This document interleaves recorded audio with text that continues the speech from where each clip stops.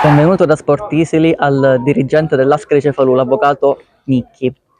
Era probabilmente l'ultima spiaggia, ultimi barlumi di speranza per i suoi ragazzi che non hanno deluso. Grandissima vittoria contro il San Vito Lo Capo.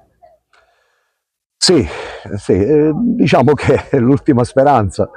Noi, come ho sempre detto, ce la metteremo, abbiamo messa e ce la metteremo sempre fino all'ultimo secondo dell'ultima partita, sia perché ancora la matematica non ci dà per, diciamo, definitivamente spacciate, e anche perché è corretto, è giusto giocare le gare, perché insomma anche per una questione di rispetto del calcio, il rispetto dello sport, il rispetto del campionato e di tutte le altre squadre.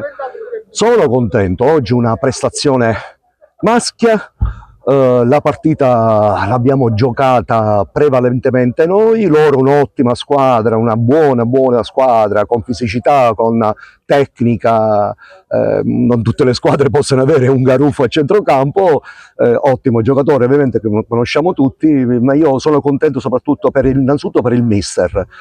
Mi consenta proprio una parola per il mister, che una grande persona, una persona competente di calcio, e se siamo arrivati a questo punto, diciamo, è grazie a lui, perché riusciamo a mettere in campo, nonostante oggi altre due assenze, però un equilibrio l'abbiamo sempre, la voglia, la grinta, il non arrendersi, ecco, non ci siamo arresi e non ci arrenderemo.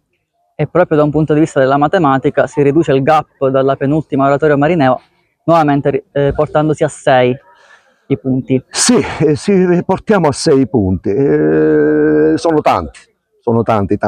Ora domenica andiamo ad affrontare un'altra battaglia, in quella di Castelvetrano, consci di questa vittoria, delle nostre possibilità, delle nostre come dire, condizioni di salute e condizioni tecniche, ce la giocheremo a viso aperto.